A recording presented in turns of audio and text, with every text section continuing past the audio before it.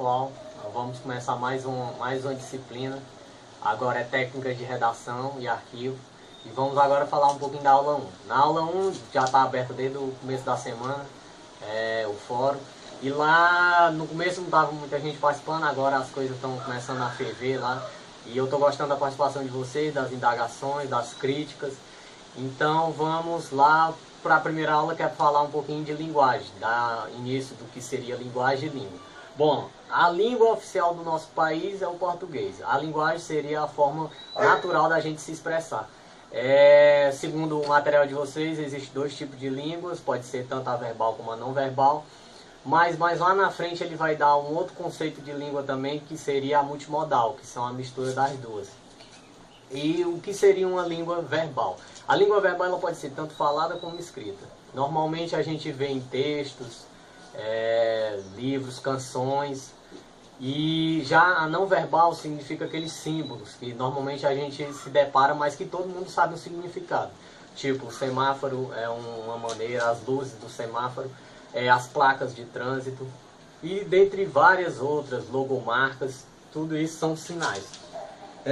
Depois vem a língua, que seria, no nosso caso, o português, que ele engloba todas as linguagens.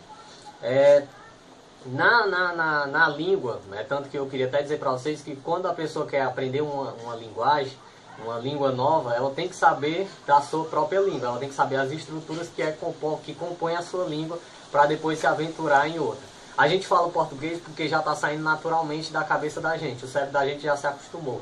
E para você aprender outra língua, você tem que fazer com que essa outra língua saia natural. A gente aprende uma nova língua observando os costumes, o sotaque do local, aprendendo a cultura, aprendendo economia, política, sabendo da onde é que vem o país, a história do país, até a gente conseguir, o cérebro da gente absorver mesmo realmente a língua. E na língua, como eu estava dizendo, a linguagem ela pode ser verbal e não verbal, e tem a multimodal. A multimodal é a mistura das duas.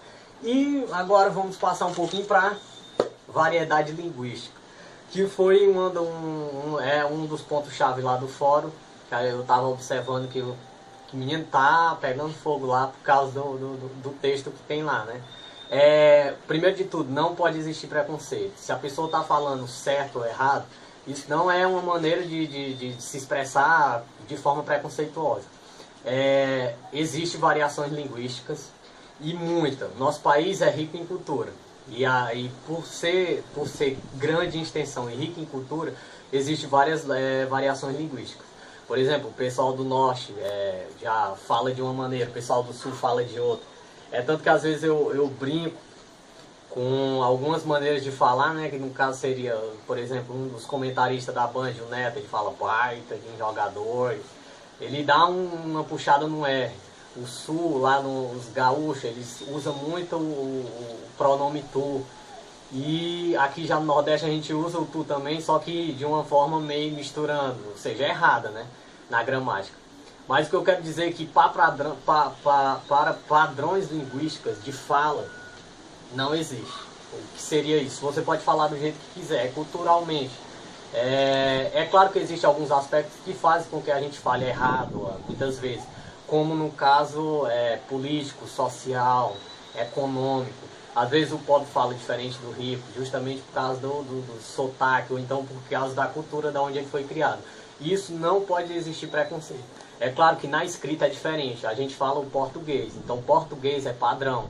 A gente não pode se desviar, o que a gente fala não pode estar escrito lá da mesma maneira. A gente tem que passar por umas ordens técnicas, que no caso seria a ABNT, que é ela que normatiza a forma de escrever brasileira.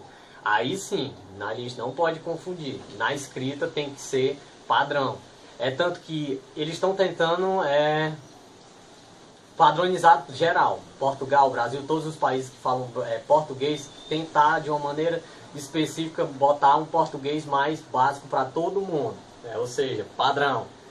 E estão até conseguindo. Essas normas novas, as normas que estão colocando agora no português, está começando a padronizar todo o português. Apesar do que o português de Portugal ele é muito ele é muito arcaico, usa muitas expressões arcaicas. E vai diferenciando, mas pode ser que daqui a um tempo seja mesmo.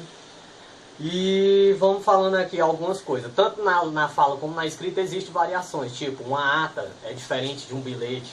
Ou uma ligação de um telefonema é diferente de uma conversa formal. E assim vai variando, dependendo da pessoa e tudo mais.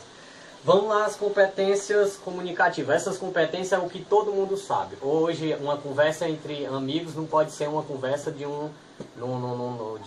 pedir aumento pro chefe. É diferente. Ou seja, aí entra a formal e a informal. Quando é que eu devo usar e quando não. E os gêneros textuais que a gente vai dar uma olhada, que pode ser narrativo, descritivo, dissertativo.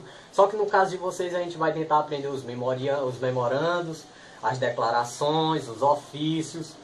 E eu tenho que dizer também para vocês que existe outras formas de gêneros textuais orais, que são comunicações, tipo, são comunicações que saem com facilidade. Tipo, você vai pedir uma caneta, você utiliza o por favor. Isso não deixa de ser um gênero oral, porque ele é contínuo. A gente pede por educadeza. Usa mesmo por questão de formalidade.